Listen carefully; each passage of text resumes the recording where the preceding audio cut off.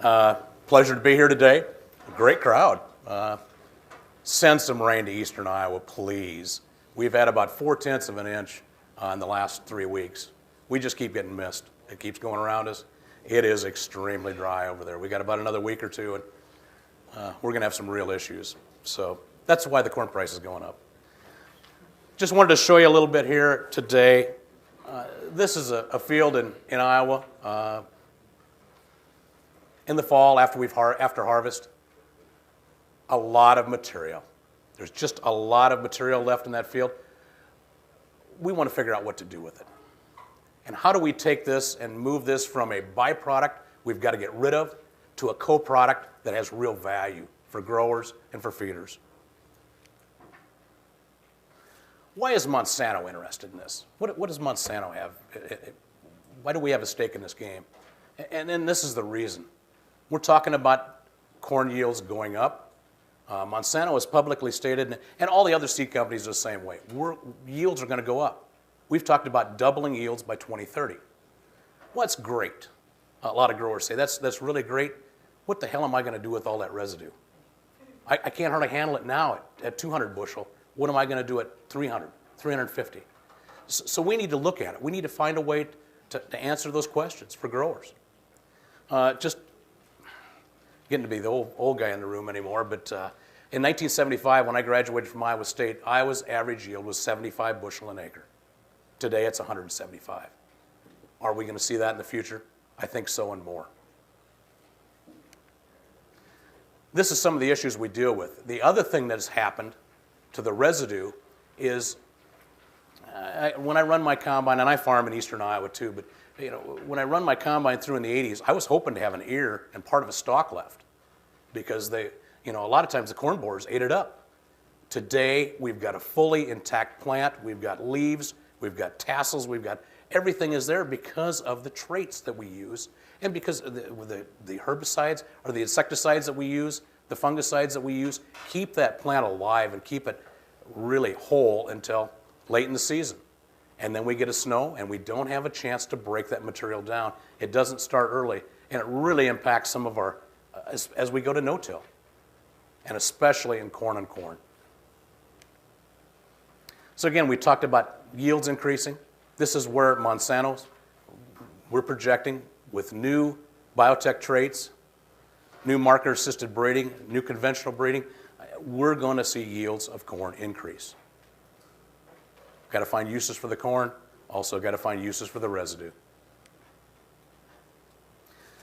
So you look at it, 200 bushel.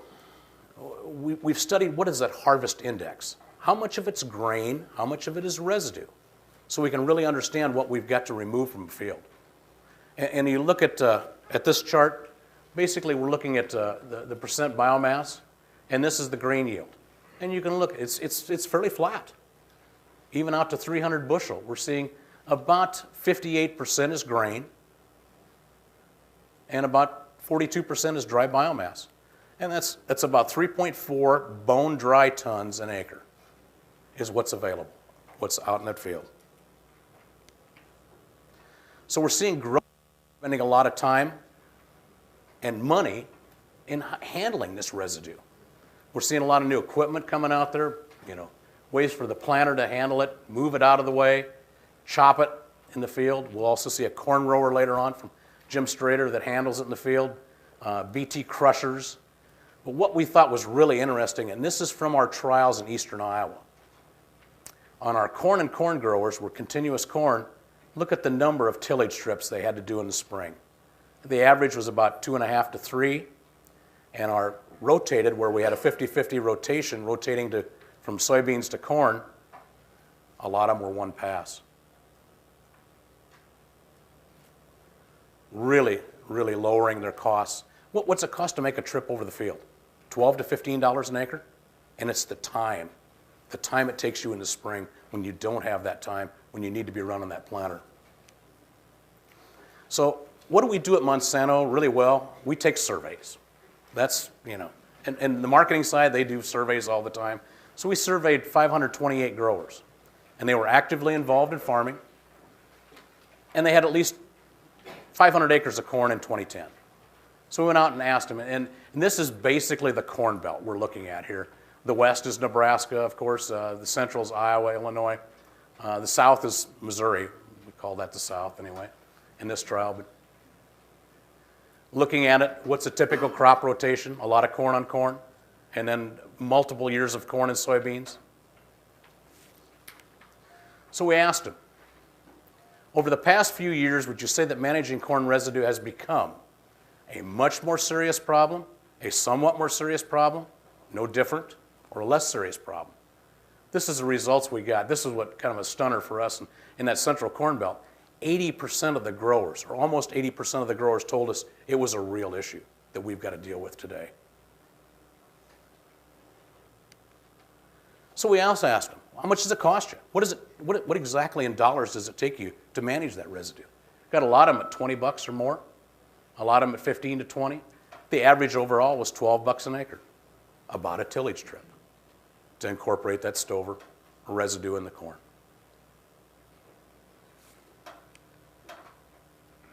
So there's really, risk, uncertainty and risk in stover harvest. This is a baled field in Iowa. The reason I always include this one in my presentations is we baled this field, we raked and baled the field, took about 1.5 tons of corn residue off per acre. We removed all these bales off and hauled them away. About 3 days later, the grower calls me. He drove past, how he usually checks his fields from the pickup, and he called me. He says, hey, when are you going to bale my field? We knew we did it right then. So it can be done sustainably. But this is a field in Nebraska where the stalk shredder had gone through. You can see what the wind does to this. You guys have a different environment. Everything I'm presenting here today, the information I'm presenting is on eastern Iowa, an area with about 38 to 40 inches of rainfall a year. Compare that to your areas. I know there's a lot less in western Nebraska. So properly done, we can really add value to an acre of corn. We can actually create a second crop off that cornfield. Improperly done, we can hurt that field and have long-term consequences. So we put together a project. This started almost 6 years ago now, looking at Deere, ADM, Deere for the equipment, looking part of it. ADM, excellent people to work with, really good on the beef nutrition side, biofuel production, they've been excellent to work with, and then Monsanto. Of course, at Monsanto, the other thing we do really well is we have to shorten everything to a three-letter, and it became the DAM project, and appropriately named sometimes. But we wanted to look at sustainable harvest, both economically sustainable and environmentally sustainable. You have to be able to do it. It has to make money. How do you transport this material? It's a huge volume of material. How do you store it? And then what type of conversion? When we started this project, we thought it was all going to be biomass. It was all going to be, we're going to make it all into ethanol. Well, it's coming, but it's slowly. We also thought, boy, this is a great way, we'll burn it in a boiler. So we took 5,000 bales down to Cedar Rapids, ground them up, fed them through a bubbling fluidized bed boiler. Geez, they burned okay. They burned at about 75, 80% the value of coal. But it's really, really hard to compete with $35 a ton coal. That's not sustainable long term. So we looked at other ways. We also looked at really managing this. How do we protect that soil? You need some material on that ground. You need some stover left. But how much do you need? And that was a lot of our emphasis. So we've got to reduce wind erosion, water erosion. We wanted to add organic matter to the soil. And there are several tools out there that can help us do that.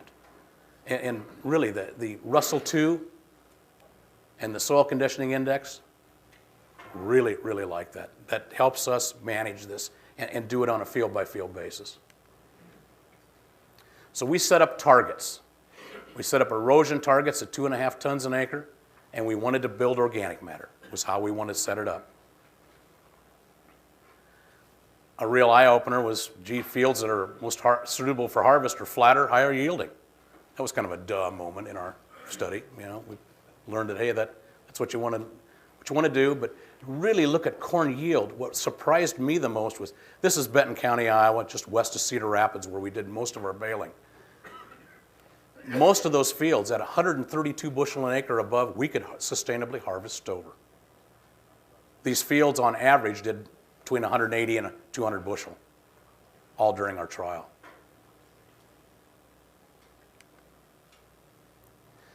So I always like to throw this in because people ask me, how big an area is this? How much stover can we actually take off? You look at Iowa, Illinois, Minnesota, Nebraska, Indiana, and Ohio. It's 100 million tons of material that can be taken off sustainably. And that's today. We double yields, it'll be a lot more than that. So 100 million tons is a big number. If we had an normal inclusion rates in cattle rations of treated corn stover, we'd utilize about 20% of that for cattle feeding, to feed every cattle in the United States. There's a lot of material out there. There's plenty for everybody's use. We just need to figure out how to handle it. So this is what we did in Cedar Rapids. 2008, 9, and 10, we went out and baled. We used round bales. We didn't know what else to do in 2008, so we went and hired a custom operator. Thank God he was patient with us, and we made a lot of mistakes the first year. We broke a lot of balers, we broke a lot of rakes, we did a lot of things wrong, but we learned, and we tried not to repeat those mistakes often, anyway. But we enrolled a lot of fields. You can see the county yield averages. In our baling rate, we got a little better a couple years, but it stayed fairly consistent. We tried to move more to square bales. We thought the square bales, I wanted to kick the round bales out after year one, but round balers run, and they run, and they run, and they run, and they don't break down. They don't have knotters that have problems. They don't have other issues that we saw with the square balers, because corn stover is not hay. If you don't take anything else away from here, it's not hay. It's a different product, and it needs to be managed differently. And so we did bale a lot of large square bales that last year, and they do handle, store well. It can be done. This is one of the features we ran into, and again, this is eastern Iowa. This is not Nebraska. But looking at rainfall, looking at average weather in 2008, I don't know if you remember 2008, but it was a late harvest. It was wet, a lot of small, frequent rains. This is the rainfall levels. And you can see less than half an inch, but there's a lot of them here. And normally it was 3 days after we'd combine a field, we'd be able to come in and start raking and baling that field. So we thought, well, 2008, it can't get any worse. Well, it did, of course. 2009, you can see these are almost 1.5 inch rainfalls all during the early season, September, October. Hell, it was the middle of October, late November, or into November before we even started baling in that year. And then we had 2010. And what a beautiful fall that was. I mean, it was great. You could have harvested all fall. But what we came up with was an average of 19 days of harvest in the fall for corn stover. To harvest 100 million tons in 19 days, going to be really hard to do. Wanted to show you a little bit how we did it. We started out, this is the first year, we started out with just a wheel rake. We broke, I don't know how many of those teeth, I'd hate to tell you how many we broke. We left a lot in the field because we flattened a lot of tires on balers. But we did break a lot of those. We found a better way to do it the second year, but we just raked. We wanted to leave the base of that stalk intact. And the reason we wanted to leave that intact, corn senesces down in the fall, and a lot of the potassium and phosphorus is down in that base of that stalk. So if you can leave that intact, and then take the leaves, take the upper part, take the husk, we even got cobs, probably had a few ears of corn in there. But you can see nice rows across here, but a lot of material left behind. Sustainable harvest. Be a little tough on Ridgedale though, I'd imagine. But these are the balers we used. And you can see the bales we made, baling rates, to give you an idea. We thought the square baler would really outshine the round baler because it doesn't have to stop, it just continues to bale. But it does have, there are issues with the round baler or the square balers. An average idea on weights and bale moistures and bale densities. The square balers are more dense. A few other things we learned. We started year one. Our custom operator had always just taken a skid loader, tractor, and loader and hauled the bales over to the edge of the field. You know, he did 4,000 or 5,000 bales a year that way. Our staging rate went with this equipment we added from Bueller was 86 bales an hour in 2009 versus 19 bales an hour in 2008. We learned some things all the way through this. We learned how to do it more efficiently. We think this industry will evolve and change and grow as we go forward. A little bit about the square bales. As you can see, that's probably a broken bale coming out because we had a lot of knotter issues. The knotters work great in the morning. We'd blow them all off, clean up everything, make it really work well, and then all of a sudden about 3 o'clock in the afternoon, this is extremely, extremely abrasive material. It is dirty, it is dusty, it's not a real good environment when you're baling corn stover bales. But we made some good bales and we had some good equipment. We ended up piling up about almost 1,500. We also had some new equipment we tested from New Holland. New Holland's been great to work with on this also. They brought us out a rake. One thing we learned with this heavy-duty rake, we didn't break any teeth. We only broke 6 teeth on this in a whole year. Excellent, excellent equipment. But one thing we were able to harvest too much. It was almost too aggressive. You've got to manage the equipment. And again, this is our goal, to leave some material behind, make sure it's a nice sustainable harvest, but allow us to go corn on corn. You can plant into this without battling all that residue. Another thing we did, we measured a lot of bales. 10% of the bales we baled each year, we measured. We measured, we weighed, and then we probed 3 times with a Penn State 4H probe. It was a lot of work. This is some of the results from that. We wanted to understand what exactly are we taking off that ground? What are we removing from your soil, both in moisture and nutrients? You look at moisture by field. You know, our goals, ADM asked us year one, they said, hey, we'd like to have 12.5% moisture bales. We said, hey, Matt, no problem. Should be easy. Yeah, wrong. Well, in 2008, that was our average moisture, was 23.2.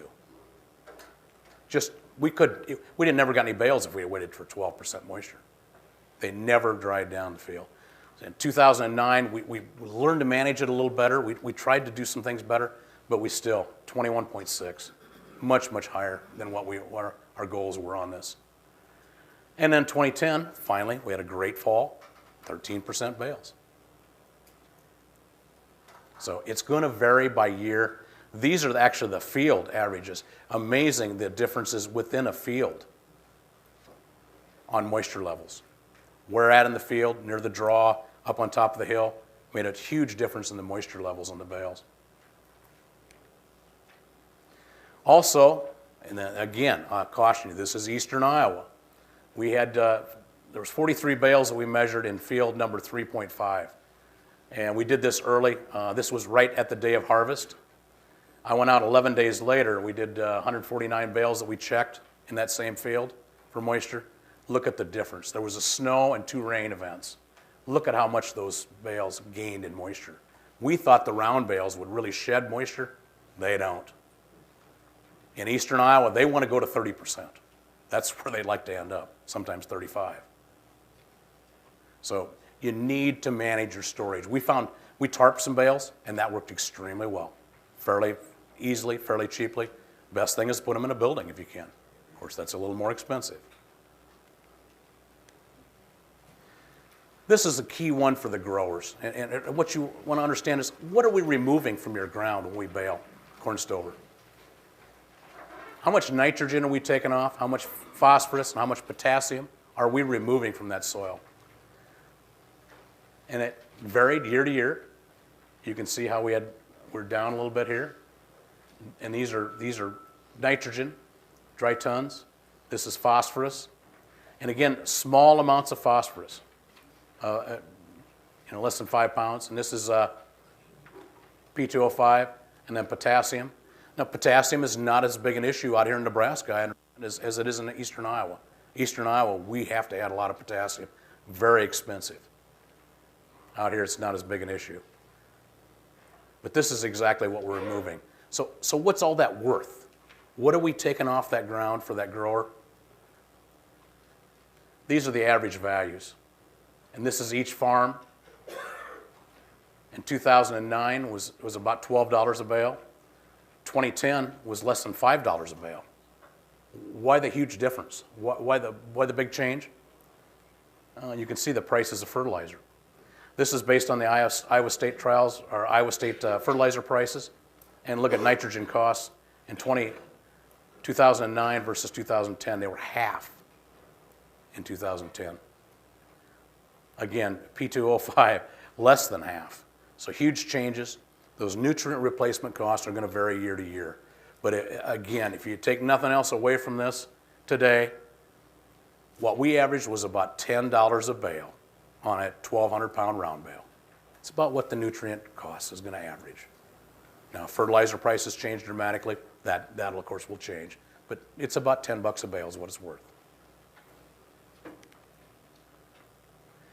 We also wanted to check micronutrients. This was wanted to look at sulfur specifically, and about a pound of sulfur per dry ton. It's about where it averaged. And then we also iron, magnesium, zinc, molybdenum, looking at everything else. Very, very small amounts. So we'd fought this moisture for 3 years. We're trying to figure out a way. How do we take what we've got? Instead of trying to make this stover fit 12.5% moisture, how do we use wet stover?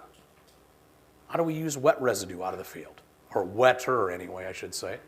So we did a trial last year. This is in Rochester, Indiana. And he seeded this with annual rye about the end of August, early September, with a cover crop. It really looks great. It really did well. What this also did for us was we were able to sustainably remove twice as much stover from that field. And he was able to use a lot of that. Manure application, that was one of the reasons he did this, was because it increased the manure application on that field. But what a great way to do a sustainable harvest with a cover crop. We think this has got tremendous future. It's really going to change the economics of stover harvest. And Jim will talk more about this later. This is just a picture of the combine that we used in this. It was a specially modified combine that has, and Jim Strader can explain this a lot better than I can, but it has chopper heads. Basically, it harvests corn like a normal combine, brings it down through, pops the ear off, but it chops the stalk as it goes down through. Takes it back, takes that stalk onto a conveyor belt, blows it through a little tube, and then drops it onto a conveyor belt and puts it all in the middle. And then the mog, or the material other than grain that comes out the back of the combine, the husk and cobs, drops on top of it. Why is this such a big deal? Number one, it saves us a trip through the field. We didn't have to rake. Number two, and the really big deal, is we didn't have as much ash in that windrow. And really, really clean material. And the best thing about it, you can shut it off. You don't want it, you shut it off, and you don't need to do it. It doesn't slow down the harvest. It doesn't slow down the combine. So we think it's a really innovative tool. On this cover crop ground, we were able to go out and then, actually, this is what it looked like after combining. Probably notice a little white on top of the windrow. That's calcium hydroxide that we placed right on the windrow. Now, a lot of this, when you're combining 20, 22, 24% grain, normally that stover is going to be double that out the back of the combine. You're going to be 40 plus. this stuff was running between 40 and 50%. We just took the calcium hydroxide, took a fertilizer cart, and dumped it right on top of it. And then here we come with a chopper. The process, it was reacting inside this. We were seeing a change in color in the material. What we loved about this, everybody's in a cab. We're not handling bales. We're not, there's definitely a place for corn stover bales. There's always going to be here. This is just another alternative we looked at in a way to really handle wet corn stover out of the field and do it in a large scale. Is this perfect? No. Learn a lot. We'll learn a lot more this fall. But handle it just like silage. Basically compact it. This grower has now told us he's not going to chop any silage this fall. He said, why would I chop silage when I can manage the amount of corn that's going into my ration by utilizing corn stover? And that's what it looks like.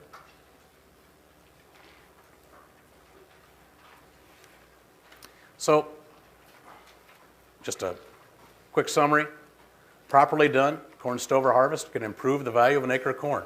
That's our goal at Monsanto, is to really add value, let that residue become a co-product, not a byproduct we've got to get rid of.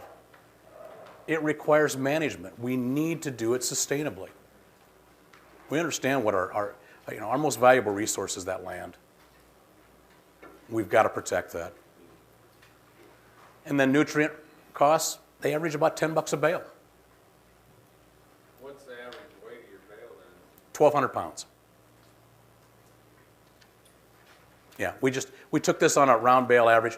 We had round bales that weighed anywhere from 1,500 pounds to 900 pounds. But average was about 12. What I'm giving you today is a lot of averages. There's a tremendous amount of variation within that. Harvesting dry stover can be challenging.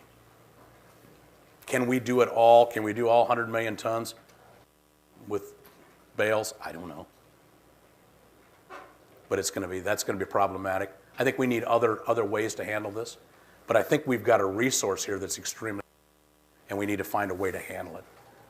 There's new equipment coming forward. There's a lot of new techniques coming that are going to be utilized in handling it. And then lower cost, high volume bulk harvests are possible.